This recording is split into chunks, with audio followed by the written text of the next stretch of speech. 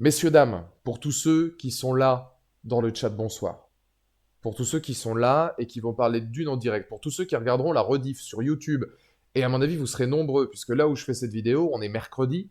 Critique sans spoiler au début, donc ne vous inquiétez pas, il n'y aura aucun spoil.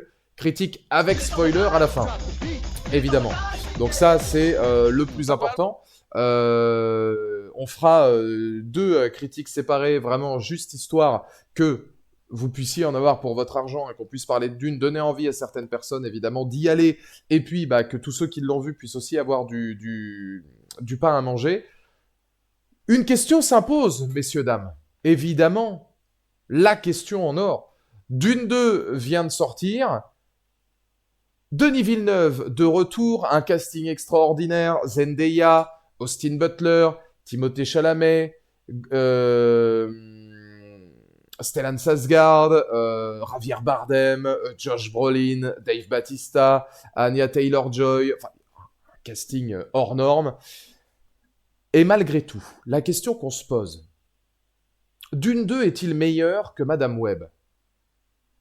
Et oui, et voilà. Je tiens à commencer tout de suite dans le vif du sujet, parce qu'aujourd'hui on est là pour parler cinéma, on est là pour parler culture, on est là pour parler bolide. Oui, effectivement, on peut se poser cette question, et dans le chat vous êtes nombreux déjà à me dire que non, et je pense que vous avez raison.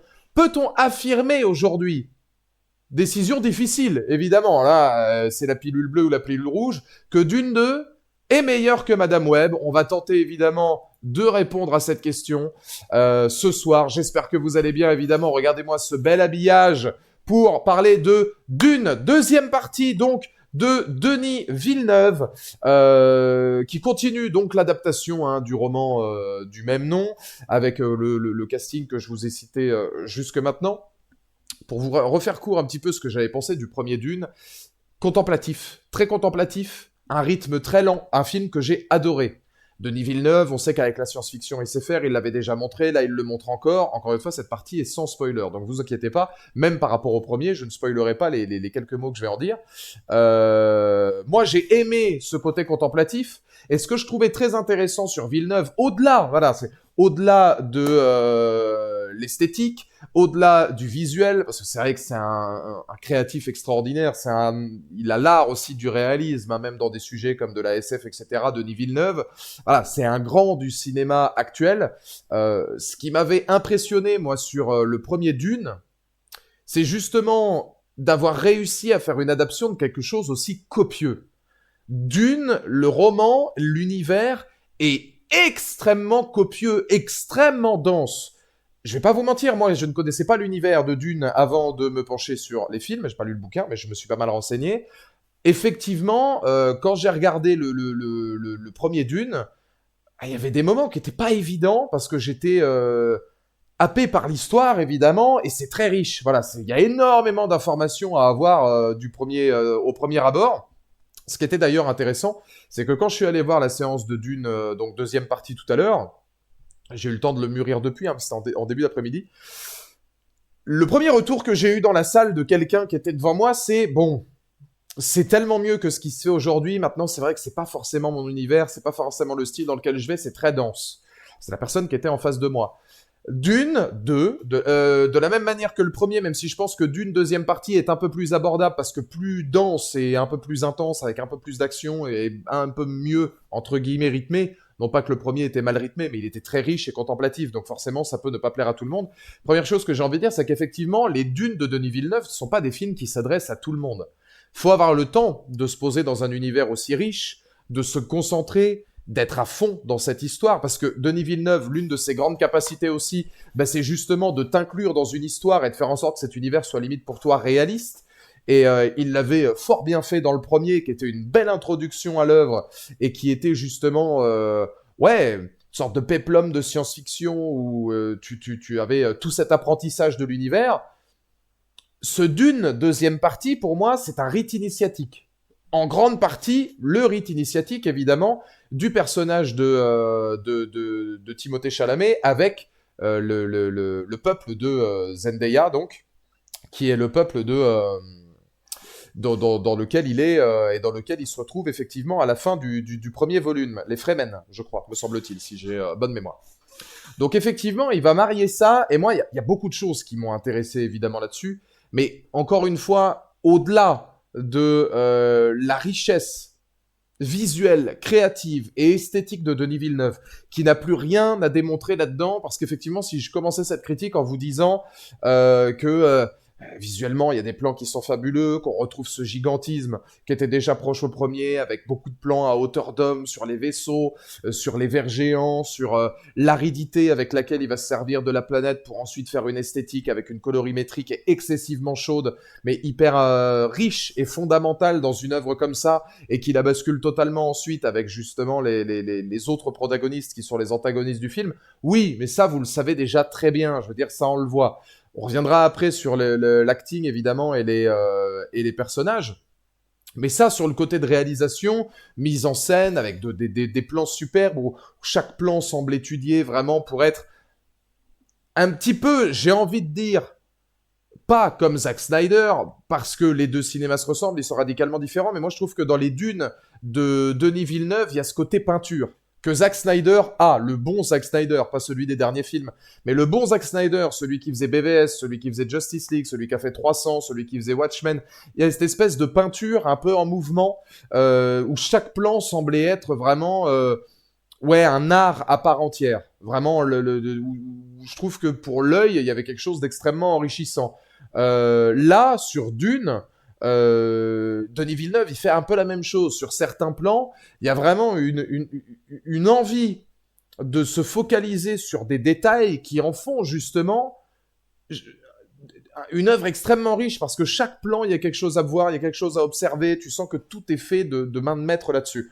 Ça, on le sait. Ce qui m'a vraiment, moi, bluffé dans Dune partie 2, c'est la continuité du premier, c'est être capable de mettre avec autant de détails cette fois. Le premier était très riche, mais c'était une introduction. Là, on est plus dans de l'apprentissage, donc l'apprentissage de Paul Atreides. Alors, je dirais pas évidemment ces nouveaux noms pour éviter les spoilers, mais de Paul Atreides qui se retrouve chez les Fremen, etc., pour continuer un petit peu, d'apprendre avec eux. Ce qui m'a bluffé chez Denis Villeneuve, c'est cette capacité à enrichir son univers par le moindre détail. Il y a un sens du détail dans ce film-là que j'ai trouvé hallucinant. Sur l'eau, sur le culte, à la fois un peu politique, mais aussi extrêmement religieux, qui va être capable d'amorcer, sur la manière dont justement les personnages vont aider à ce récit-là, et vont aider à apporter énormément de détails, que ce soit visuel, ou aussi, évidemment, important dans la narration et dans l'ensemble du métrage, parce que la narration est évidemment importante, mais c'est aussi tout un tas de petits détails sur justement apprendre la culture des Fremen, apprendre un petit peu leur quotidien, comment ils se déplacent, comment ils finissent par réussir à chevaucher des vers, etc. Et puis toute cette mise en place d'une culture qui me ramène un petit peu, moi, à Avatar, par exemple, où je sais qu'Avatar 2, beaucoup de gens ne l'avaient pas aimé, notamment pour le scénario, pardon, mais moi, c'était mon avis, justement. Je trouvais que Avatar 2 était extrêmement riche aussi dans le fait d'enrichir cet univers, le fait de créer des choses et de voir qu'on a véritablement l'impression d'y être. Il y a un système dans la manière dont Denis Villeneuve, justement, filme Dune, où toi, en tant que personnage, tu as un peu tu ressens le poids des personnages, mais t'es embarqué avec eux. Et j'ai trouvé ça hyper intéressant et très très très fort. Très très fort. Est-ce que tu penses qu'il va fonctionner? Moi, je pense pas tant que ça, vu que le premier, on a déçu beaucoup sur le côté lent. Alors, ça va dépendre. Malheureusement, j'ai tendance à te dire que le deuxième a beaucoup plus de potentiel pour fonctionner, parce que je pense que le deuxième a de quoi, étant donné qu'il y a beaucoup plus de rythme, on va y revenir évidemment, même dans la partie sans spoiler, mais il faut savoir que c'est un film où, globalement, le premier était assez lent, très contemplatif. Là, on garde un peu ce côté contemplatif, mais le fait d'axer un peu en plusieurs chapitres, il y a vraiment, pour moi, 3 chapitres particuliers. Le premier chapitre qui va être justement le rite initiatique du personnage principal, son histoire avec Zendaya, et puis le fait qu'il va apprendre la culture par le prisme aussi de ce qu'on va voir des autres personnages qui le considèrent un peu comme un messie, etc. Et puis et tout ce qui va avec. Donc c'est vrai que tu prends plaisir. C'est hyper rythmé et puis tu prends plaisir à suivre tout ça. Il y a la deuxième partie qui est une cassure totale avec le personnage d'Austin Butler. Donc là, c'est intéressant aussi parce que forcément, ça casse tout. Et cette scène-là, on y reviendra dans la partie spoiler, même sans spoil, sans dire ce qui se passe, mais je l'ai trouvé extraordinaire. Pour moi, c'est la meilleure partie du film, c'est celle-là. C'est l'arrivée d'Austin Butler, qui est un chef-d'œuvre d'introduction de personnage. Donc t'as ça. Et puis ensuite, après, justement, t'as le troisième acte avec Austin Butler et l'assaut sur Arrakis, et puis tout l'assaut final, etc., qui fait que on voit pas passer, sous le me demande la durée, je crois que c'est 2h50, j'hésite entre 2h46 ou 2h51, vous me redirez. Mais on a 3 actes bien distincts qui font que, je trouve, l'ensemble du film est un peu mieux rythmé, et effectivement, je pense que le film d'une deuxième partie pourrait réconcilier les personnes qui ont trouvé que le premier était un peu lent. Maintenant, bon, moi, vous savez ce que c'est, un film lent, pour moi, c'est péjoratif. Un film contemplatif et qui prend son temps, ça ne l'est pas. C'est ce que je trouve très intéressant chez Denis Villeneuve. Imaginez quand même que c'est un mec qui doit adapter Dune, tu te dois de prendre ton temps. Tu peux pas faire autrement que prendre ton temps, parce que sinon, c'est impossible. Je veux dire, sur un truc aussi copieux que ça, c'est impossible. Donc, moi, je trouve que le deuxième, effectivement, est plus riche que le premier, notamment parce que un peu plus de séquences d'action, parce que voilà, on a eu cette introduction, là on est un peu plus dans le vif du sujet. Il y a beaucoup de gens qui considéraient par exemple Dune 2 comme un rapprochement avec par exemple, oui, comme je le disais, Le Seigneur des Anneaux. Comme quoi Dune partie 2 était un petit peu les 2 tours. La communauté de l'anneau posait les bases et les 2 tours, là c'est vraiment une maestria incroyable avec un très grand final et puis un film lent qui prend son temps mais qui d'un autre côté a beaucoup de scènes et puis qui est très rythmé, etc. et qui en sort comme statut de chef-d'œuvre.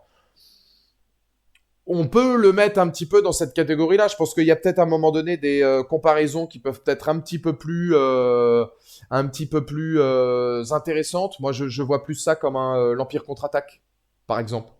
Dans la thématique. Je veux dire, un mec qui se retrouve sur une planète avec un rite initiatique, un peu comme Luke avec Yoda, qui découvre un petit peu la voie des Jedi, et puis lui, donc Paul Atreides, qui découvre un petit peu la voie des Fremen, etc.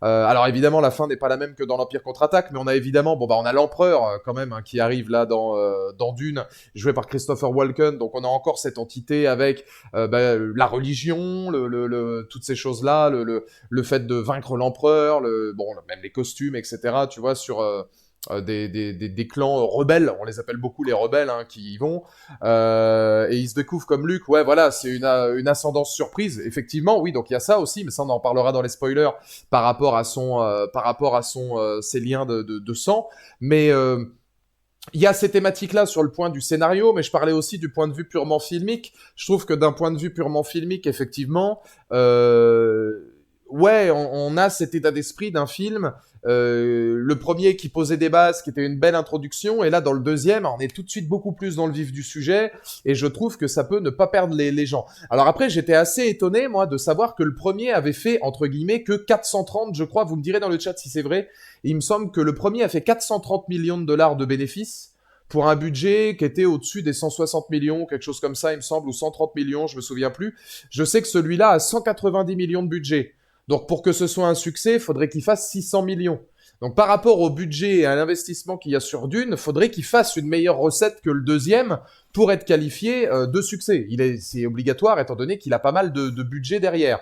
Maintenant, c'est vrai que là, les 190 millions, quand tu vois la photographie, la précision de la photographie, la précision avec laquelle il va mettre en scène son œuvre, la précision avec le fait il va diriger ses acteurs pour que chaque acteur ait une importance, sachant qu'il y a un vivier et un panel de personnages qui est quand même énorme, et un casting qui est plus que 5 étoiles, hein.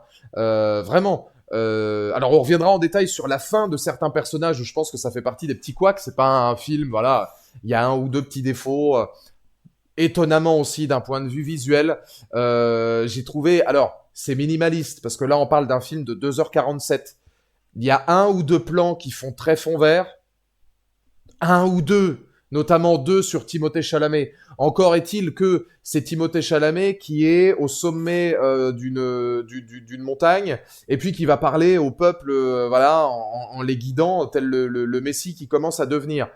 il se trouve que quand bien même ce serait filmé en prise de vue réelle, il y a tellement de flou que tu pourrais aussi imaginer du fond vert, donc c'est pas si dérangeant que ça. Et il y a un plan,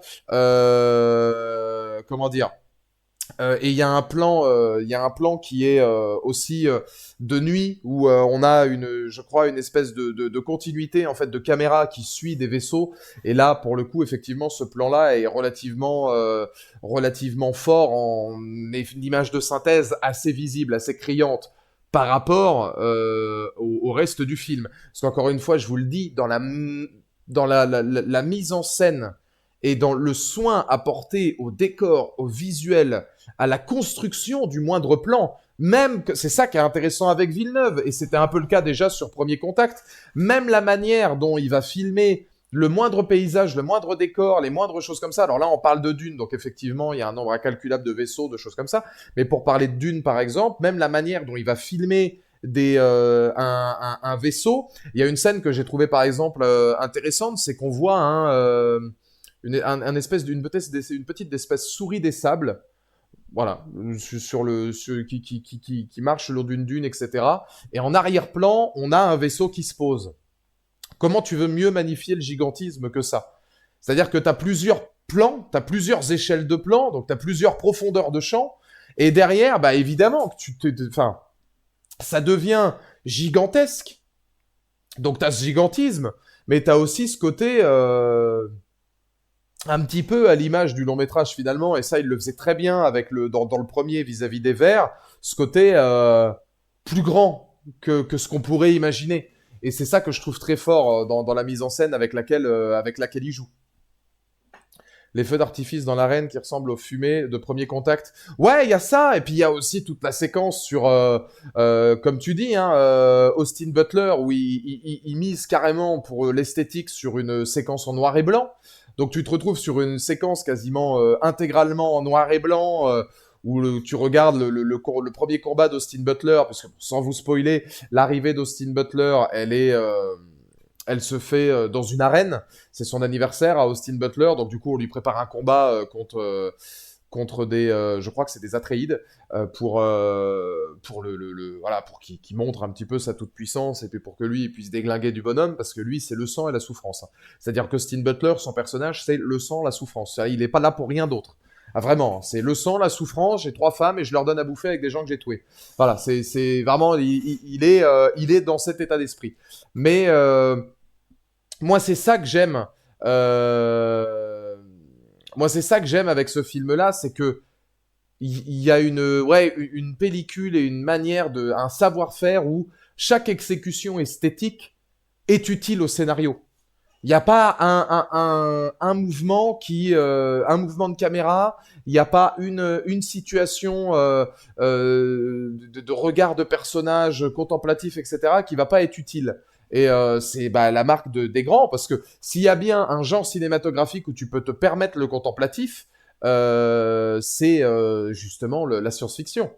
La science-fiction, c'est l'endroit rêvé pour du contemplatif. Encore plus quand tu as une œuvre comme ça, où visuellement, c'est immense. Voilà, visuellement, c'est immense. Enfin, je veux dire, on sent l'aridité. C'est aussi ça, faut parler au spectateur. On sent l'aridité, on sent l'immensité de cette planète, on sent les difficultés aussi des personnages. Et encore une fois, moi, je trouve que c'est intéressant de jouer avec les détails.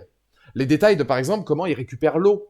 Ça, je trouve ça hyper intéressant. Le fait que quand des personnages, quand des Fremen meurent, ils récupèrent leur eau pour les mettre dans une espèce d'immense bassin, en fait, qui garde l'eau comme si c'était l'essence fondamentale, l'eau de leurs guerriers morts. Ils récupèrent aussi l'eau de leurs ennemis, etc., je crois, pour la recycler. Vous me direz si je dis pas de conneries, mais c'est un truc comme ça. Et ça, tu le vois beaucoup plus en détail. Et c'est vrai que rien que le détail par rapport à l'eau, par exemple, est hyper intéressant, parce qu'effectivement, quand tu vois Javier Bardem qui engueule Rebecca Ferguson parce qu'elle est en train de vomir et tu lui dis non, retiens-toi, c'est pas en mode on fait une vanne parce que le film on n'a pas envie qu'elle vomisse, c'est garde ton eau.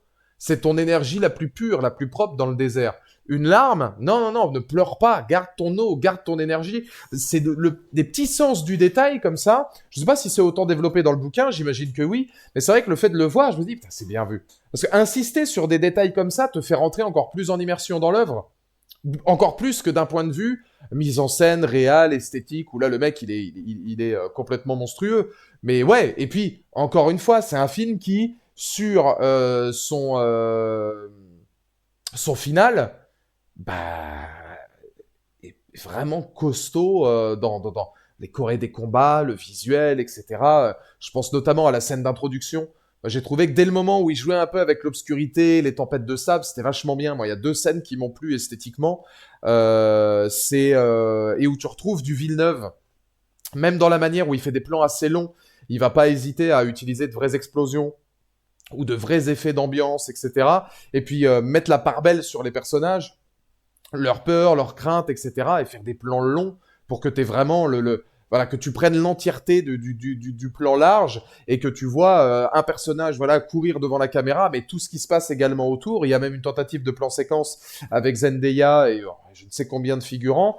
Il est voilà, tu sens qu'il a une réelle envie d'aller chercher ça et c'est ça qui le voilà, c'est ça qui me parle. Il y a deux séquences, moi, qui m'ont bien plu, justement. Donc, c'est la première, la séquence d'introduction, et une séquence où, bah, tu vois, Maniroga, tu parlais de Batista, où Batista essaye d'aller chercher Paul Atreides et puis de tuer ce qu'ils appellent les rats, donc les Fremen, et il va exploser tout un canyon, et il arrive ensuite au sol, et ils se font tous buter les uns après les autres. Alors, c'est pas un spoil, hein, parce qu'évidemment, ça concerne pas Batista, mais enfin, je veux dire, il y a un immense combat entre eux. Hein, je dis pas qu'il se fait buter, mais il y a un grand combat, et tout est dans un environnement esthétique de tempête.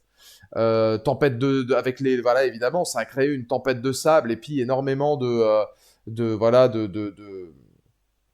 d'esthétique ocre, rougeâtre, orange sur l'ensemble, parce que on joue avec le côté désertique de la chose, et alors ça donne une séquence où justement on joue sur ce visuel-là, sur ce qu'on ne voit pas, sur la peur des personnages.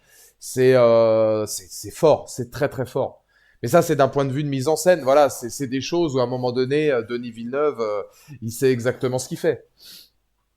Là où je vous ai dit, j'ai peut-être deux ou trois petits points noirs, deux ou trois petits points qui m'ont un peu, bon, où je me suis dit, voilà, j'aurais pas géré ça comme ça. C'est la fin de certains protagonistes.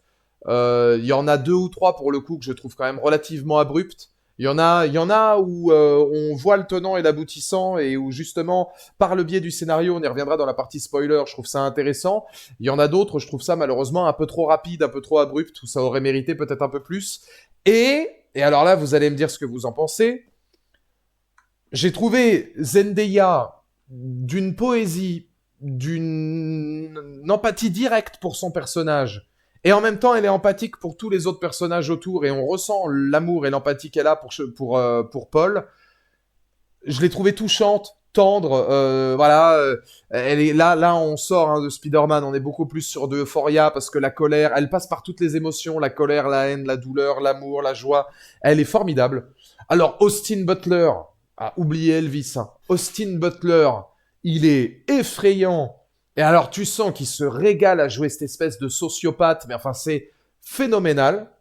J'ai beaucoup aimé Javier Bardem, parce que je trouve que Javier Bardem en prêcheur, prêt à tout pour la religion, et en même temps en figure de mentor, je l'ai trouvé très bon. Mais, putain, Timothée Chalamet, moi je n'y arrive pas. Hein.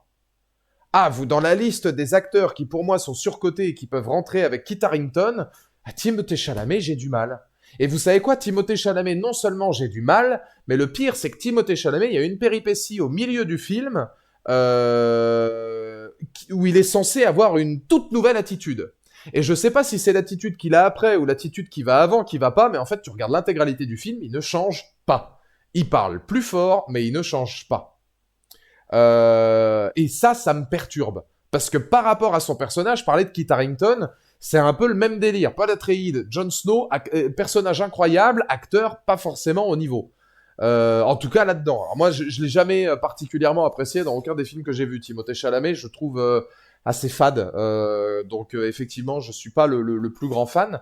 Maintenant,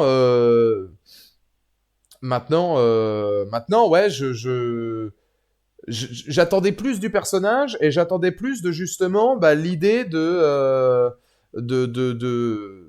il y a une cassure au milieu du film où il doit changer de tonalité. Et je trouve que voilà, moi je le trouve malheureusement limite. Il manque d'attitude, il manque quelque chose. Donc voilà, c'est que mon point de vue évidemment. C'est un des petits points noirs que j'ai eu. C'est-à-dire que quand tu vois le charisme et l'éloquence et la prestance de certains acteurs, et forcément il est autour de tout un tas de personnages qui sont hyper importants. Ah là, là c'est forcément un peu plus juste. Mais c'est que mon avis, hein, évidemment. Mais je trouvais que c'était, oui, un petit peu plus juste. Euh,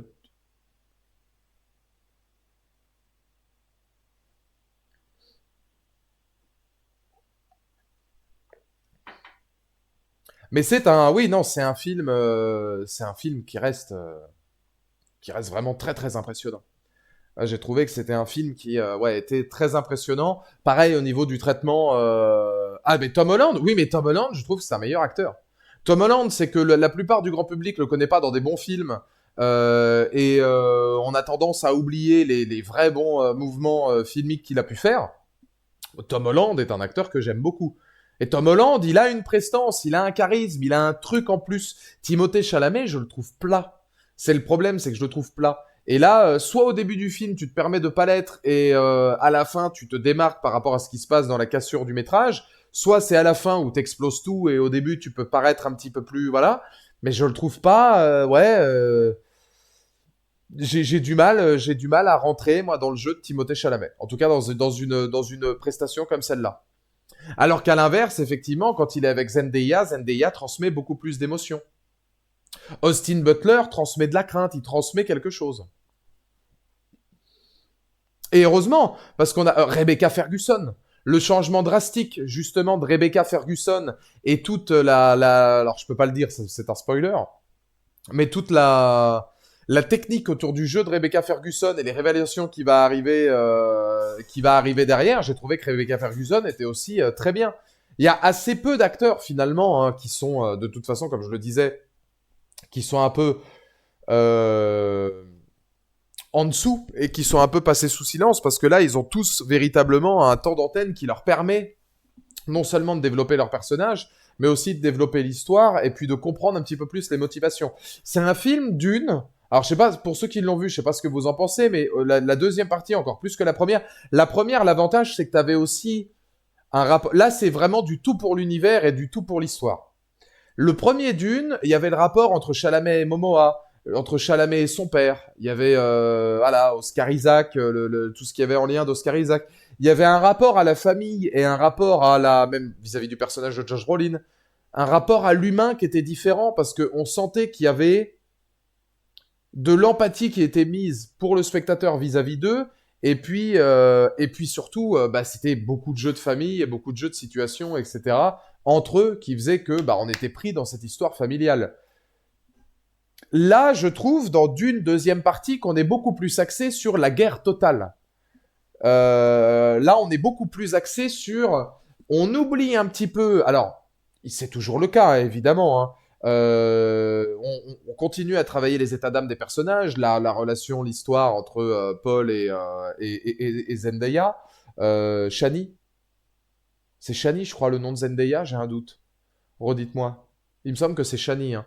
Donc entre Paul Atreides et puis Shani. Donc on continue à travailler ça. On travaille évidemment aussi d'autres protagonistes puisqu'il y a plusieurs révélations familiales qui sont faites. Mais là on se rend compte qu'en fait les personnages sont au service de l'histoire. Ils sont au service de l'enjeu. Ils sont au service d'Arrakis, de quelque chose de beaucoup plus grand, de cette guerre qui semble inéluctable, de cette volonté de délivrer les peuples, de retrouver le paradis vert, etc. De la religion. Je trouve que les personnages aussi sont vachement mis en retrait par rapport à l'impact de la religion, mais c'est normal, c'est pas un défaut. Et c'est ça qui est intéressant, c'est que le premier mettait peut-être l'accent plus sur la découverte et les enjeux familiaux et voilà la mélancolie et ça. Et là, ouais, comme tu dis, Sirius, ouais, là, t'as vraiment le brasier. C'est-à-dire, ils sont assez, c'est une belle continuité, mais en même temps assez différent parce que là, c'est l'explosion. Et t'as aussi ce traitement-là vis-à-vis des personnages. Et c'est en ça que moi j'ai trouvé que Dune 2 était bah, aussi particulièrement réussi. Parce que tu peux parler de la mise en scène, voilà, de la science du cadrage, des plans, de la mise en oui, de la photo, de l'esthétique. Ouais, c'est vrai que t'as des trucs où des fois tu regardes, tu te dis, ah, vache. Plan de personnage sur des couchers de soleil, encore une fois, beaucoup joué sur la première rencontre entre Austin Butler et Léa Seydoux. Voilà, il y a Léa Seydoux aussi qui est dans le film, hein. Je vous dis, le casting, il s'arrête jamais. Il ne s'arrête jamais. Mais il y a une rencontre entre Austin Butler et Léa Seydoux qui a pourtant pas beaucoup de présence, où ils sont dans un couloir et où t'entends, enfin là, dans une espèce de dôme, où je sais pas ce que t'entends exactement, si c'est la pluie, l'orage, l'ouragan ou autre chose. Enfin, tu sens le poids justement de tout ça derrière. Et par rapport au traitement, encore une fois, de Léa Seydoux par rapport à Austin Butler, voilà, le moment déjà est crucial parce que c'est un événement qui est ultra important pour le troisième volet. C'est hyper important cette scène-là, mais même d'un point de vue visuel et esthétique, ce qui est intéressant, c'est que son univers ocre, rougeâtre, il le casse souvent avec des tonalités soit noir et blanc, soit bleu. Là, pour le coup, c'était une tonalité de couleur, une photographie, une colorimétrie assez bleue. Donc, il casse de temps en temps le truc pour que aussi, toi, en termes de rythme et en termes de film, bah, t'aies l'impression de voir quelque chose de temps en temps différent. Moi, je vous dis, encore une fois, le fait d'avoir un film un peu en 3 actes, j'ai trouvé ça bien parce que ça te rebooste totalement, tu vois. Là, t'arrives, t'as toute la première partie sur Atreides, et là, boum, ensuite t'arrives et t'as Austin Butler, et t'as tout le traitement, où on vaut pendant quoi 30, bon, peut-être pas 30 minutes, oh si, pas loin, facilement, peut-être pas loin d'une demi-heure, et ben en fait, tu ne vois plus les Fremen. T'es que avec les antagonistes, et tu vois un petit peu leur existence, le mode de vie du personnage d'Austin Butler, etc., les liens de parenté avec X ou Y. Ouais, moi, je trouve ça fort. Le moment où Paul arrive avec un verre qui s'élève derrière dans le flou, je trouve le plan fou. Ah non, mais il y en a, oui, il y a des plans comme ça qui sont vraiment exceptionnels. Et puis il va beaucoup miser, c'est l'avantage aussi, c'est les deux types de plans qu'il utilise. C'est-à-dire que Denis Villeneuve, je sais pas si ça vous l'avez vu, Denis Villeneuve, quand il filme les personnages, c'est proche des corps, voire excessivement proche des corps. Quand Zendaya et Chalamet discutent, la caméra est vraiment proche de leur visage. On est beaucoup plus près que sur un plan américain. On n'est pas sur du gros plan, mais on est sur des plans qui sont très proches d'eux. Il y a énormément de plans très rapprochés, voire des gros plans aussi sur les antagonistes. Mais c'est ça qui est intéressant. Regarder ça et être au plus près des personnages et casser tout de suite le code ensuite avec un plan extrêmement large, la tonalité suivante. Ce qui fait que du coup, t'en prends plein les yeux parce que ça te ramène à hauteur d'homme, t'es à l'intérieur et par la suite, tu t'en vas vers un plan beaucoup plus grandiloquent et tu te rappelles en fait de ta simple condition aussi d'être humain et de leur simple condition de vie combien difficile et périlleuse. Et c'est ça qui est intéressant. C'est ça qui est intéressant. Ah, moi, j'ai trouvé que c'était ça qui était tout à fait pertinent dans le film. On va passer à la partie spoiler, puisque là, il y a pas mal de choses à dire, mais qui seront évidemment dues à la partie spoiler. Donc, pour ceux qui ne veulent pas en entendre plus, je vous laisse poser votre lurk, évidemment, si vous posez votre lurk ou quitter le live. On passe à la partie spoil, avec évidemment ma MVP du film, Zendaya, qui est en plus d'être une femme incroyable, et est une actrice incroyable. Mais on va évidemment passer à la partie avec spoiler, justement par rapport à ça. Je vais revenir sur le destin de quelques personnages, puisque ça, j'en parlais. Alors, il y a beaucoup de révélations. Il y a beaucoup de choses intéressantes. Et alors, avant même de reparler du destin des personnages, je voulais justement parler du message de Sirius. Je l'ai pas lu exprès pour éviter de spoil. C'est pas un grand spoiler, c'est utile pour l'histoire. Mais là, moi, j'allais en parler justement d'un point de vue visuel. On se permet des plans à l'intérieur du ventre de Rebecca Ferguson. Rebecca Ferguson parle à son bébé. Et son bébé lui répond. Par rapport, je crois, à leur pouvoir ou divers états d'esprit. Les plans à l'intérieur, parce que c'est assez glauque, mais on a des plans à l'intérieur du ventre de Rebecca Ferguson, du début, c'est-à-dire aller au moment où le bébé, on commence à être formé, mais on n'est pas encore sur un stade de bébé, jusqu'à pas loin de la fin de sa grossesse, où le bébé est beaucoup plus formé. C'est rare de voir le cinéma faire ça. Je sais pas s'il y a d'autres films qui ont déjà pris cette liberté de faire des plans directement à l'intérieur de ça, surtout dans de la SF. Alors ça m'a rappelé un peu Death Stranding, moi. Je sais pas pourquoi, mais je me suis dit Ah, là, tu vois le bébé dans le ventre, alors forcément, t'as tout le côté liquide amniotique, machin, etc. Tu sais, bon, t'es au cœur du truc. Mais tu sais, les gros plans que t'as dans Death Stranding, où tu vois le bébé dans cette espèce de liquide aussi, dans le bocal. Enfin, bon, les grands esprits, hein, j'imagine, Kojima et Villeneuve. Mais je sais pas ce que t'en penses, papy, toi qui adore Death Stranding. Moi, ça m'a fait penser à ça tout de suite. Je me suis dit, ah ouais. J'ai trouvé ça rare. Enfin, je veux dire, Blonde, je l'ai pas vu. Ça fait, je pense, un peu écho au plan final de 2001. Pourquoi pas, ouais, oui, mais après, enfin, ça reste des thématiques qui sont très riches, quoi, dans l'idée de mise en scène. Alors, là, maintenant, on va passer donc, sur le destin de certains personnages, parce que c'est aussi intéressant, évidemment, d'en parler, mais sur le dessin, le destin de certains personnages, c'est un petit point de détail où je suis pas forcément convaincu. Par exemple, j'ai du mal, moi, avec la fin de Batista. Je trouve que la fin de Batista est un peu trop expéditive. Le rôle de Batista, qui est une brute épaisse et qui dans le premier est véritablement costaud et qui là est complètement dépassé par les événements, dépassé par les qualités des Fremen, dépassé parce qu'Austin Butler va lui prendre sa place évidemment puisque Austin Butler étant je crois le neveu comment il l'appelle de Stellan Skarsgård. C'est quoi déjà son grade? Quel est Manurga, tu me rediras le grade de Stellan Skarsgård dans le film, dans Dune. Le baron, merci. Le neveu du baron. Donc il est dépossédé de son statut par Austin Butler, qui est beaucoup plus agressif et qu'on verra après compétent.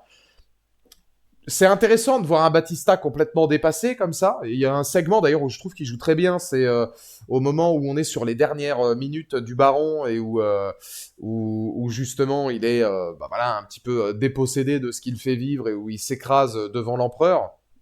Et on voit Batista qui est là, qui a envie d'agir, mais en même temps il est pris par la peur, etc. Puis il a peur aussi pour justement Stellan Skarsgård, puis il finit par s'enfuir. Moi, j'ai trouvé que Batista il y avait une tonalité de jeu intéressante là-dedans, mais j'ai trouvé que sa fin était rushée. C'est-à-dire que là, il retrouve Josh Brolin, hein, et Josh Brolin le tue en un coup. C'est hop, épée, jugulaire, au revoir, merci. Et j'ai trouvé que c'était un peu expéditif. Après, il y a aussi, là, c'est l'art et la manière de le faire, je l'ai trouvé expéditif. Par exemple, le combat final, la chorégraphie des combats sur Austin Butler, déjà dans la séquence en noir et blanc, est somptueuse. Mais la chorégraphie du combat entre Austin Butler et Timothée Chalamet à la fin, qui est le combat final entre les deux, je l'ai trouvé excellente. Mais alors là, j'imagine que dans le bouquin, il était prévu pour mourir maintenant, le personnage d'Austin Butler. Donc je peux pas râler qu'on s'en débarrasse déjà, si dans le bouquin, c'était prévu comme ça. Mais l'art et la manière, c'est-à-dire que là, on a vraiment une chorégraphie des combats qui est hyper intéressante, avec voilà le talent pour filmer de Denis Villeneuve, etc. Et j'ai trouvé que c'était l'antithèse de ce que je vous disais tout à l'heure, où en plus, ça m'a étonné de la part de Denis Villeneuve, c'est Josh Brolin qui va tuer Batista et qui lui dit « Tiens, celle-là, c'est pour ma famille et mes amis. » Enfin, tu sais, ça fait vraiment genre ah ouais. Tu vois pas Denis Villeneuve faire ça, et je trouve même qu'en règle générale, ça sonne un peu faux dans l'univers de Dune. Il meurt lors du combat final dans le livre. Donc Austin Butler, dans le bouquin, meurt de la même manière. Donc oui, dans ce cas-là, c'est pas gênant. Dans ce cas-là, c'est pas. Enfin, dans tous les cas, voilà, la mise en scène est bonne. Donc, ça me dérange pas. Et ça suit bien l'ambiance. Mais c'est l'art et la manière. C'est vrai que pour le coup, le traitement du personnage de Batista, je l'ai trouvé un peu rushé par rapport à d'autres où là, c'était beaucoup plus intéressant. Mais là aussi, je peux en parler que dans la partie spoiler, mais la chorégraphie des combats et l'essence de la chorégraphie des combats est bonne dans le film en règle générale. Hein. Je vous ai parlé d'une sorte de plan-séquence à un moment donné entouré de plein de figurants de Zendaya. Alors, pareil, encore une fois, les échelles et les profondeurs de plans, de champs, etc. Hein, où t'as Zendaya, la caméra suit Zendaya qui tue une demi-douzaine de bonhommes. Elle se retourne vers la caméra pour reprendre son souffle et derrière, la peinture. Voilà, la peinture avec les vaisseaux, les trucs. Enfin, t'as toujours quelque chose à voir. C'est très minutieux. Toujours quelque chose à voir dans le moindre plan. Et ouais, la chorégraphie du combat final est très bonne. Le combat final, je le trouve fou. Le moment où Paul qui attrape la lame, qui s'enfonce de plus en plus dans sa main, c'était tellement épique. Ah, il y avait, oui, il y avait de très bonnes choses. Il y avait de très bonnes choses. Et puis même le côté, j'en parlais de Star Wars tout à l'heure, On apprend quand même que Rebecca Ferguson est la fille du baron, ce qui veut dire que Paul Atreides est le petit-fils du baron, et le fait de tout de suite le tuer, bonjour grand-père, voilà, c'est l'anti-Star Wars, hein, c'est-à-dire bonjour grand-père, comment tu vas? Ouais, mais je te fracasse la gueule, j'en ai rien à foutre. Donc là, on est plutôt dans l'anti-Star Wars, mais pareil, dans le sens de la manière dont ils ont magnifié comment dire, de la manière dont ils ont magnifié les combats et les rapprochements familiaux, j'ai trouvé ça intéressant. Et puis même, tu vois, par exemple, les visions. Alors, il y a beaucoup de gens aussi qui pourront peut-être être un peu perdus sur le film, parce que je crois que Anya Taylor-Joy joue une vision du futur de la sœur, donc de Paul Atreides, qui est actuellement dans le ventre de sa mère. Et il me semble qu'Anya Taylor-Joy joue ce rôle-là. Donc on la voit 3 secondes et elle dit « je t'aime », etc., machin. Ah, c'est vrai que c'est dense, hein, parce que là aussi, c'est intéressant de mettre cette vision-là, prendre Anya Taylor-Joy pour ça. Faut le comprendre. C'est un film, Dune n'est pas un film où il faut que tu sois sur ton téléphone, même pour regarder l'heure. T'es sur ton téléphone, tu regardes l'heure, au revoir messieurs, dames, tu peux avoir loupé un truc hyper crucial. Et vraiment hyper crucial. Donc il faut toujours être dans l'entité même du film. Mais derrière, à partir du moment où t'es là-dedans... Moi, il y a une scène d'ailleurs, moi, qui m'a pas mal secoué, et c'est aussi justement là où il y a le côté jeu de Timothée Chalamet que j'ai un peu de mal. Première partie du film, le jeu de Timothée Chalamet, soit tu le mets très discret et il apprend discrètement, soit tu peux le mettre un petit peu feu follet parce qu'il est content d'apprendre certaines choses, etc. Moi, je le trouve trop lisse. Après, à partir du moment où il va boire le poison et où il se retrouve un petit peu plus voilà, endoctriné, où il va prendre le clair contrôle, cette scène-là est très forte aussi. La scène où il prend un peu le contrôle de tout le monde et où tout le monde le voit comme le Messie, sauf Zendaya et Josh Brolin qui sont un peu plus mitigés, et où il est là devant tout le monde, personne ne peut me vaincre et tout, c'est là où pour moi il doit mettre un peu plus de ferveur. Alors soit tu le mets discret au début, et à partir du moment où il y a cette cassure-là, à partir du moment où il y a cette cassure-là, et à partir du moment où il a évolué par le biais du scénario, t'en fais un personnage beaucoup plus grandiloquent et sûr de lui, il faut que ça se voit. Soit au contraire, ça pouvait être intéressant, au début il aurait fallu que son jeu soit un peu plus feu follet, et puis après le mettre beaucoup plus calme, que tu vois une vraie cassure entre avant et après. De mon humble avis, hein, évidemment. Mais c'était le petit souci que j'avais avec le jeu de Chalamet, mais là je peux en parler plus avec spoiler, notamment vis-à-vis de ce qui lui arrive et puis du passage où il va boire le poison. C'est le moment où il va dire à l'empereur alors écoutez, vous stoppez la guerre, vous stoppez maintenant, je sais plus exactement ce qu'il dit, vous laissez vos pleins pouvoirs ou quoi. J'accepte de vous laisser la vie si vous me donnez votre fille. Je vais l'épouser, elle manquera de rien, elle sera heureuse, etc. Et là, tu vois le regard de Zendaya.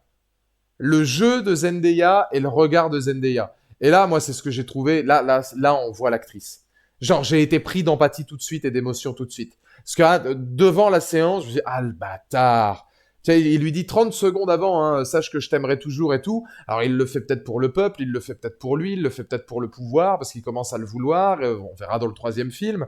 Il le fait peut-être en pensant que c'est la meilleure chose à faire.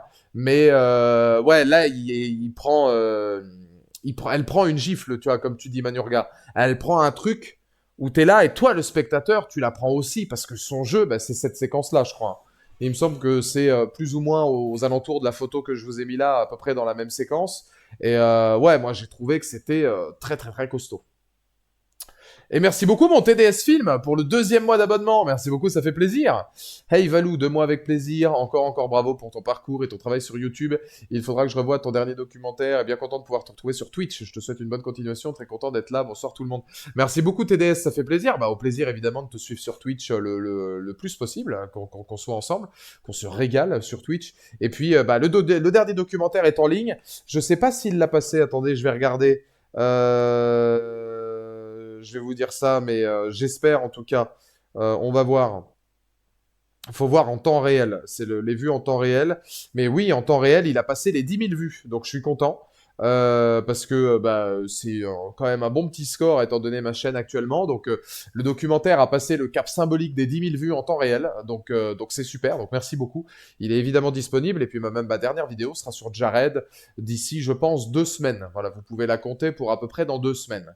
Il y aura la semaine prochaine où il faudra que je travaille beaucoup et la semaine d'après où je fignole. Mais vous pouvez compter que dans 2 semaines, vous aurez donc ma dernière vidéo et que la fin de YouTube sera pleinement amorcée. Mais ouais, ce passage-là m'a pas mal touché. Tu vois toute la qualité émotionnelle de Zendaya, tu vois tout le changement du personnage drastique, où il y a aussi l'enjeu de religion, l'enjeu de dupe aussi, de tromperie qu'il peut y avoir vis-à-vis du poison. Alors il y a un truc que je voulais demander justement à Manurga, si toi t'as lu les bouquins, t'es peut-être connaisseur. Le poison des vers que boit Timothée Chalamet et qu'a bu Rebecca Ferguson. Euh, comment dire quel effet ça a véritablement sur les personnages? Ça va les endoctriner dans la prophétie? Comment on en arrive en fait à à je n'y crois pas du tout, à maintenant je vais être un peu le symbole de vouloir le pouvoir, etc. C'est ça le côté assez mystique en fait. C'est-à-dire que c'est un film où même moi qui suis néophyte, là je pose la question parce que c'est un film qui va beaucoup plus travailler le mysticisme. En fait, grâce à l'eau de vie, il voit le passé et le futur en même temps. Ah bah grâce à l'eau de vie, il voit le futur et le passé. Le truc, c'est que je me dis que leur comportement est radicalement différent, comme si ils avaient été, ouais, un peu endoctrinés ou qu'ils avaient un dessin complètement différent d'avant le moment où ils le boivent.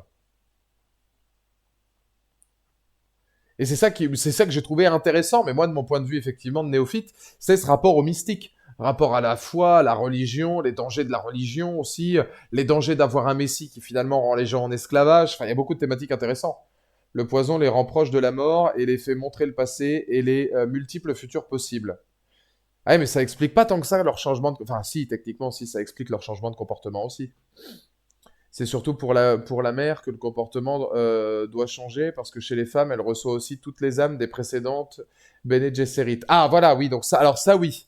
Ça, ok, d'accord. C'est expliqué dans le film. Donc forcément que oui, il y a tout un pan du personnage qui en accueille d'autres et qui forcément se voit offrir moult âmes et moult versions de pensées différentes. D'accord, je vois le truc.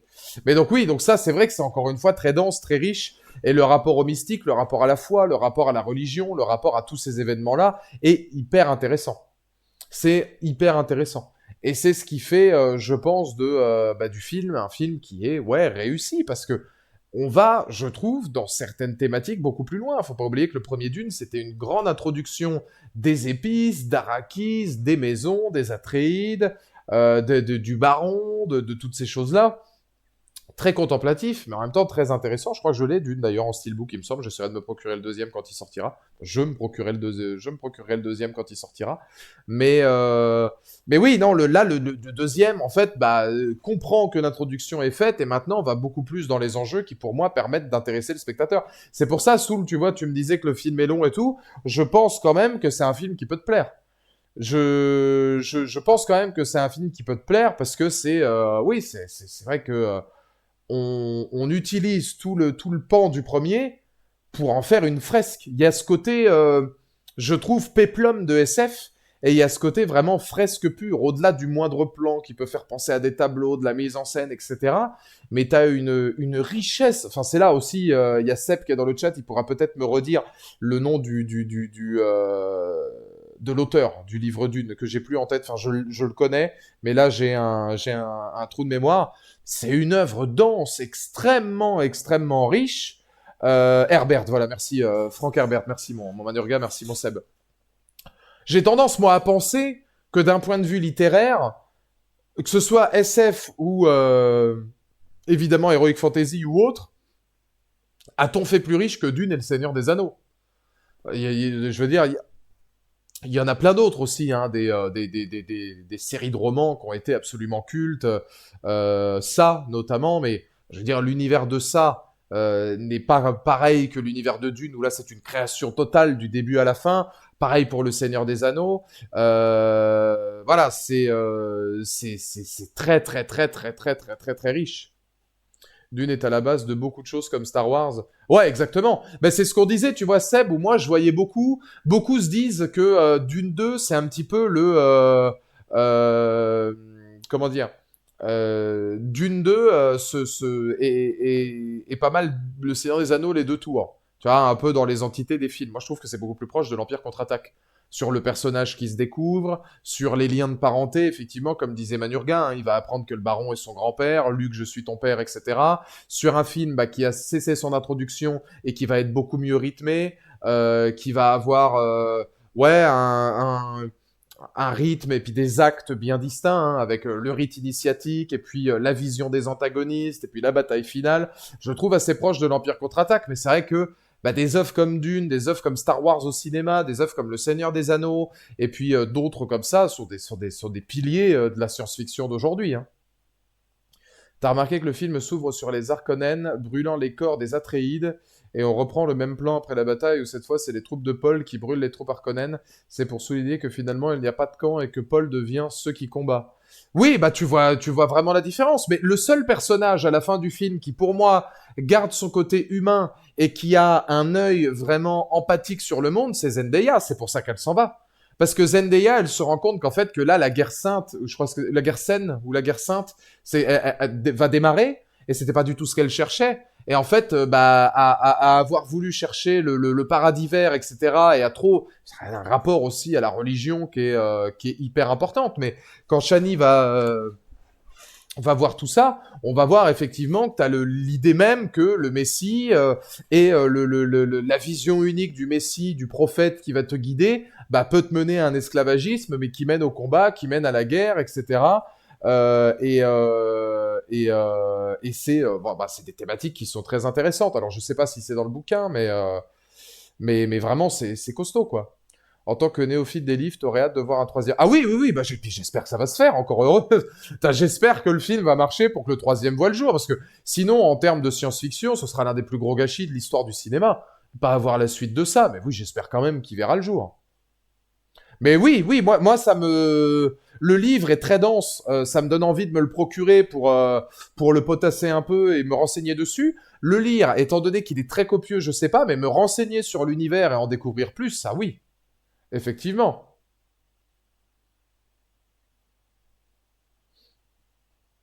Je trouve ça assez bien qu'ils aient pu faire ce film. Le premier pose les bases, quitte à perdre le spectateur, beaucoup de dialogue, avec beaucoup de mise en situation, peut-être un peu trop. Et le deuxième film, lui, se permet d'enchaîner péripéties sur péripéties avec l'action entrecoupée de dialogues, mais qui cette fois sont intéressants. Ouais, après, même moi, le premier, je le trouvais intéressant aussi. Là où je suis d'accord avec toi, c'est que le premier est tellement copieux et contemplatif que, waouh, tu sais, t'es là, tu fais, putain, même moi, je vais vous dire, hein, je vais être tout à fait honnête, le premier, j'avais piqué du nez. J'étais sorti d'une séquence où j'étais sorti d'une veille de journée où j'étais hyper claqué, j'avais pas beaucoup bossé, je sais plus exactement ce que j'avais fait, mais je me souviens que j'étais fatigué en allant voir Dune le premier. J'y étais allé dans l'après-midi, à la moitié du film, je piquais du nez. Mais pas parce que le film était pas bon, mais parce que c'est tellement dense et bourré de dialogue et contemplatif que j'étais là, genre, waouh, waouh, waouh. Et je me forçais à rester dedans, tu vois. Par contre, le deuxième, oui, comme il est divisé en actes et que il y a beaucoup plus de péripéties et qu'il est bah, très facile à suivre, je pense qu'il peut réconcilier ceux qui avaient trouvé le premier un peu lent avec le deuxième, ouais, sans problème. Mais je propose à tout le monde de regarder le premier. Moi, le premier, je l'ai en steelbook, je l'ai adoré. Enfin, je veux dire, c'est du Denis Villeneuve. Il est quand même, enfin, c'est un auteur. C'est un auteur, c'est un cinéaste, c'est un excellent metteur en scène et qui utilise la photo avec un registre extraordinaire. Quelqu'un qui manie la science-fiction de main de maître.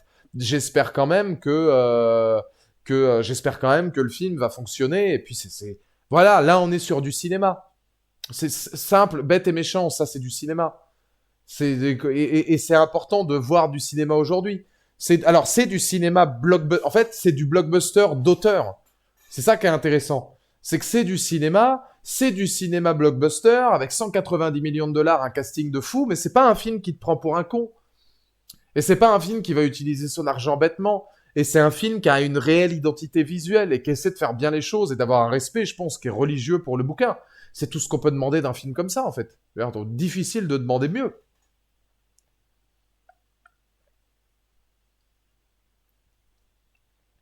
Moi, je m'en souvenais bien, tu vois, Seb.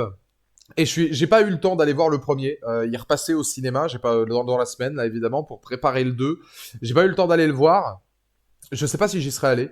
Mais bon, j'avais la chance d'avoir bien le film en mémoire et puis que bah, je trouve le film en fait te guide bien. Hein. Le deuxième te guide bien. Mais par contre, alors attends, je voulais revenir sur un message. T'as remarqué que le film s'ouvre sur les Harkonnen brûlant les corps des Atréides. Et on reprend le même plan après. Alors oui, c'est possible, Sirius. Le truc que je m'étais dit, moi, Sirius, qui m'avait... Enfin, pour moi, l'un des premiers plans du film qui était pertinent, c'était justement les Fremen qui donnent les corps aux vers. C'est celui qui m'a le plus marqué, moi, tu vois, dans le début du film. Moi, c'est ça aussi que je disais, la science du détail. C'est les Fremen qui récupèrent l'eau des corps et qui ensuite rendent les corps donc au désert, c'est-à-dire au vert. Moi, c'est le premier plan que j'avais. Donc, j'avais pas ton idéologie, mais elle est intéressante. Hein. J'avais pas ta vision du truc. Parce que moi, même si l'intro, je l'ai trouvé très bonne, le plan marquant, moi, tu vois, où je me suis dit, ah là, il y a une idée, c'était justement l'idée de rendre l'eau, enfin, de rendre les corps au désert et puis de récupérer l'eau, de garder son eau coûte que coûte. Enfin, c'est des choses qui sont très riches, quoi. Et encore une fois, je le redis, hein, moi, dans mes MVP, donc il y a Zendaya, mais Austin Butler. Le charisme d'Austin Butler, l'effroi que propose Austin Butler, le côté ultra semi-dévergondé, semi-fou furieux, sociopathe total qu'il est capable de jouer. Le premier plan, j'ai cru que c'était du BDSM. Très clairement, le premier plan, je me suis dit, oh la vache, il y a beaucoup de latex là-dedans, là, c'est chelou. Puis alors, honnêtement, passer les vannes au bout de 10 secondes, la scène d'intro, elle est extraordinaire. La scène d'intro, elle est... Le travail du son aussi. Le travail du son est important puisque c'est grâce au son qu'ils amènent les vers. Mais je trouve que même le travail du son par rapport à l'enrichissement de tout ce qui se passe autour des péripéties centrales et de voilà, il y a même en termes de sonorité, il y a toujours quelque chose qui se passe. Je sais plus, c'est toujours Hans Zimmer qui est à la bande originale de Dune, j'imagine. La bande originale, bon, elle reprend beaucoup de la BO de ce qu'avait déjà fait le premier. Elle est chronométrée. C'est de l'utilisation musicale au service du cinéma. Hein.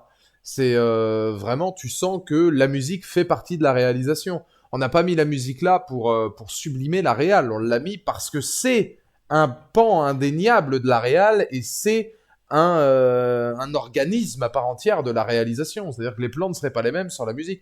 Ah ouais, bah oui, t'es face à un auteur, quoi. S'il y a un troisième film, ce sera le dernier, au fait, a dit Denis, enfin quelqu'un qui, de censé pas faire 72 opus, de 69 à chier, au fait Venom 2 a fait plus de recettes que d'une 1, fin de la vanne, envie de pleurer. Ouais, non mais ça après, c'est c'est triste. On peut, enfin, c'est triste, mais d'un autre côté, je me demande si à un moment donné, on est toujours obligé et contraint de continuer encore et encore et encore à parler de la fin du cinéma tel qu'il est censé être vu. C'est-à-dire que là, on arrive à un stade où, quand on a du bon cinéma comme ça, doit-on encore constamment parler des mauvaises choses et puis parler de choses, tu vois, sur des axes et sur des thématiques où des films font de la merde. Effectivement, moi je préférerais en fait que les gens aillent voir des grands films et j'espère qu'en fait à parler de grands films, les gens ça soulève un problème. Alors, papy, le truc que je veux dire c'est que ça soulève un problème, mais en particulier ici sur Twitch et même ailleurs, c'est un problème qu'on a déjà soulevé 1 million de fois. Ce que j'aimerais en fait, c'est que des gens comme toi, moi ou d'autres et qui soulèvent ces problèmes fassent prendre conscience à un moment donné aux gens que oui, c'est un problème et que maintenant il faut éradiquer ce problème et qu'il faut justement changer les codes. Et c'est ce que j'aimerais bien, moi, là-dessus. Stellan Skarsgård est toujours incroyable, un jeu d'acteur marquant, inspirant, un grand acteur. J'avais adoré son jeu et le rôle dans Andor. Andor était super.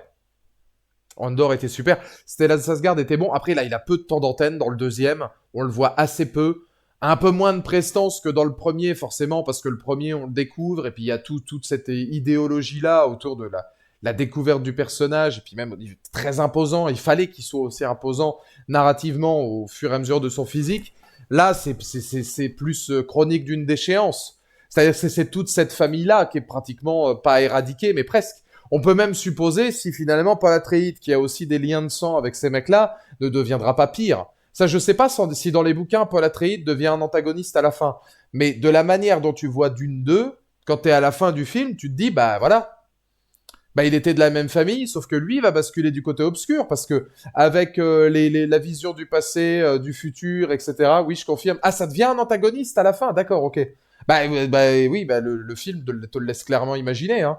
Le film te laisse imaginer que les peuples sains, libres et qui veulent vivre correctement, ça va être justement des peuples peut-être dirigés par Zendaya, qui est plus proche de l'humain. Et puis, Paul Atreides, malheureusement, d'une personne qui voulait bien faire les choses et puis d'un messie, va passer à quelqu'un d'encore pire, empereur probablement, puis encore pire. Parce que c'est ce qu'on nous montre et parce que voilà, les visions du passé, du futur ont fait que il a aussi une vision du futur de lui, je crois, qui est complètement désertique et abominable et peut-être qu'à tellement vouloir s'échapper de cette vision-là, il va finir par faire exactement tout ce qui ne veut pas. Ouais, là, on est dans la partie spoiler, Dex. Je t'incite du coup à revoir la vidéo quand tu auras vu le film. Là, on avait fait une grosse demi-heure sans spoil, et là, ouais, on est dans les parties spoiler. Euh, mais, euh, mais non, mais genre les spoils du 3. Après, ça dépend comment il va gérer ça dépend comment il va gérer le film. On sait pas. Est-ce que Denis Villeneuve va à un moment donné de changer de directive et vouloir une fin différente que celle du bouquin? Ce serait pas la première fois qu'on le voit. Après, dans tous les cas, c'est une thématique que nous donne le deuxième, de voir que ouais, Paul Atreides se dirige plus ou moins vers le statut de l'antagoniste pour X ou Y raisons qui sont justement le poison plus les visions plus le fait que voilà, il s'est véritablement pris pour le Messie et puis que il y a l'importance du pouvoir. Je sais pas si ça, vous, dans le 2, vous l'avez ressenti. J'ai quand même tendance à voir qu'au fur et à mesure du long métrage, il est de plus en plus intéressé par le pouvoir. Il y a ce côté, on part de quelqu'un de particulièrement humble à quelqu'un qui dit à la fin, personne ne peut me vaincre. Et qui est assez proche de ça. Libérer les peuples semble limite, enfin libérer les peuples. Accorder le paradis vert et puis prendre soin des autres paraît même moins important que le reste à la fin, j'ai trouvé. Dans son jeu et dans l'attitude et dans ce qu'il dit. Dites-moi dans le chat, mais il devient même à un moment antipathique. En fait, il devient exactement l'empereur qui le combattait. Ouais, voilà, c'est un peu ça. Tu vois, j'ai pas lu le bouquin et je l'ai ressenti comme ça. Donc, ça nous donne une piste pour le troisième. Ah, et puis, enfin, moi, c'est encore une fois cette phrase-là, mais Chalamet qui dit à Zendaya, avant de partir, je voudrais juste que tu saches que je t'aimerai à chaque minute de ma vie jusqu'à mon dernier souffle. Et puis dans la foulée, il y a, tu vois ta fille là, l'empereur là. Bah en fait, je vais l'épouser. Puis t'inquiète pas, elle sera heureuse, elle manquera de rien. Hein. Ça va être ma femme, très tranquillement. Toi, tu me donnes le troll. Et moi, c'est une des scènes qui m'a le plus marqué. Hein. Vraiment. Hein. C'est une des phrases qui m'a marqué parce que tu te dis, ah ouais, genre t'en es arrivé là. Tu vois, t'as Zendaya qui est en plus choquée en se disant, ah ouais, mais enfin. Mais c'est ça qui est bien vu aussi. Alors ça mérite le changement drastique de son personnage aurait peut-être mérité d'être un peu plus bossé, même si bon, le rite initiatique on l'a, 10 minutes de rite en moins et allez 10 minutes en plus où on voit vraiment là qui commence à avoir des axes assez sombres qui arrivent pour un peu plus de compréhension. Je pense que c'est un film quand même qui demande un haut taux de compréhension et il y a peut-être des gens qui peuvent être un peu largués devant Dune aussi, hein, parce que c'est encore une fois très riche.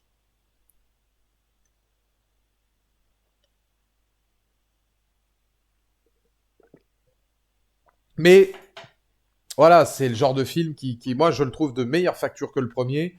C'est le genre de film, pour moi, qui fait du bien au cinéma, parce que c'est ce genre de film-là, dans les blockbusters, dans la catégorie blockbuster, qu'il faut voir, et qui permet vraiment ouais, d'être complètement, complètement, une concurrence qui devrait être avec les blockbusters complètement bidons, qui eux ne mériteraient pas d'être, quoi. En fait, le changement et le basculement, il est visible quand on y réfléchit, mais pas évident. Dans le 3, ça devient l'arc principal. Bah oui, bah tu t'en rends compte. Enfin, j'imagine que s'ils ont énormément de choses à dire dans le troisième, faut en garder pour le 3. Là, qui commence à partir en couille et qu'il aime beaucoup plus ça, etc. L'avantage du 2, c'est que ça te laisse sur plusieurs pistes. Je sais pas si t'as vu ça comme ça, Sirius, mais tu te demandes s'il fait exprès ou s'il joue un rôle ou si à la fin, moi en fait, je m'étais dit un truc du style, il a une idée en tête, il joue un rôle, il fait quelque chose, et à la fin, il redeviendra le Paul Atreides qu'on connaît avec Zendaya, etc., sur quelque chose de plus poétique et plus humain. Mais il est obligé de prendre cette ampleur-là pour que les peuples soient derrière lui et pour que, entre guillemets, la guerre soit gagnée. Moi, je pensais que ça allait être comme ça. Je me suis dit, il est un peu double jeu. Bon, tu sens que ça commence à, voilà, il commence à y avoir un changement de personnalité, mais qui va redevenir lui-même sur la fin parce qu'effectivement, il est un peu plus, comment dire, il va pas revenir à la raison, mais que c'était aussi une méthode, un moyen d'arriver à ses fins pour le bien commun. Et c'est vrai qu'au final, tu te dis, ouais, il a l'air il a l'air d'aimer aussi, hein. Josh Brolin plus sa mère le font tomber dans le côté obscur.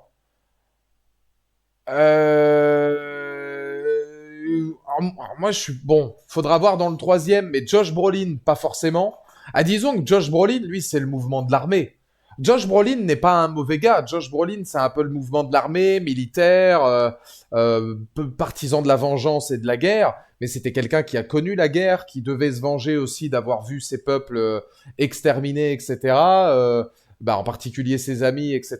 Et il y avait une quête de vengeance qui est compréhensible. Alors après, ça sort carrément le nucléaire, etc. Donc forcément, c'est l'atomique. Donc c'est euh, c'est évident que c'est encore autre chose. Si Brolin lui rappelle qu'il... Ah, tu veux dire dans ce sens-là, oui. Oui, alors oui, c'est vrai. Bah oui, c'est dans ce cas-là, oui. Moi, oui, dans ce cas-là, oui. Parce que effectivement, il fait tellement d'efforts pour être un Fremen, pour devenir un Fremen, pour se considérer Fremen, qu'à partir du moment où Josh Brolin arrive, oui, il se rend compte qu'effectivement sa maison est ailleurs. Après, est-ce que c'est véritablement de la faute de Josh Brolin? Josh Brolin, c'est ce que je voulais dire, c'est qu'il pense pas à mal. Josh Brolin le rappelle à sa vie d'avant. C'était à Atreides, justement, d'être fort à ce moment-là. Et de pas forcément dire amen à tout et de garder sa condition de Fremen, même si ça voulait pas dire forcément envoyer chier Josh Brolin. Mais c'est pas forcément de la faute de Josh Brolin, qui est juste quelqu'un qui cherche vengeance, mais qui a un code d'honneur énorme, qui continue qui le dit, hein, il est avec ses alliés euh, et euh, il a une vision d'honneur vis-à-vis des gens avec qui il a pu être à la fin du massacre. Mais oui, c'est vrai qu'à partir du moment où tu ramènes quelqu'un de son passé, le Zendaya comprend rapidement que le passé refait surface et reprend une tonalité énorme sur sa personnalité, là où lui, Paul Atreides, devait être plus fort et ne pas oublier que maintenant il est Fremen. C'est encore une fois sa douleur à lui, son problème à lui. Tu penses qu'il y aura combien de films Dune? Il y en aura 3. Il a annoncé que, comme disait Papy tout à l'heure, que le troisième serait le dernier. Et je pense qu'il n'y a pas besoin de plus. Je pense qu'il n'y a pas besoin de plus. Mais en fait, ce qui est intéressant, c'est que tu te rends compte des personnages qui sont véritablement humains. Alors après, sa mère, elle, lui, le fait quand même beaucoup basculer, parce que sa mère aussi, elle a toutes les âmes, etc., à l'intérieur d'elle-même. Enfin, elle recueille énormément de visions, etc. C'est c'est quand même encore autre chose. Et sa mère, tu sens l'impact dans l'histoire aussi, dans ce mouvement du Messie, dans le fait d'aller conquérir tous les gens du Sud, etc., pour apporter la bonne parole. Je veux dire, le fait que on considère Paul Atreides comme le Messie et puis qu'il soit mis sur un piédestal et qu'il y ait ce changement, sa mère y est pour énormément. Sa mère et puis toutes les visions, toutes les âmes, tout ce que vous voulez, je sais plus exactement le terme technique propre à Dune, mais qu'elle recueille. Donc forcément derrière, forcément c'est encore plus probant de la part de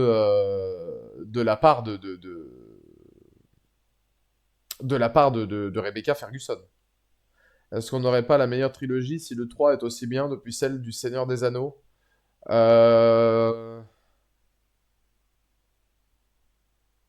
Faut voir, faudrait refaire toutes les trilogies qui sont sorties depuis le Seigneur des Anneaux.